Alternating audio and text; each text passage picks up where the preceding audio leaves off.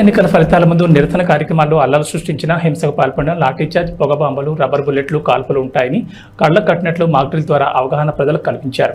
ఎవరైనా హింసాత్మక ఘటనలకు పాల్పడితే కఠిన చర్యలు తీసుకుంటామని ఎస్పీ ఈఆర్ అశోక్ బాబు హెచ్చరించారు.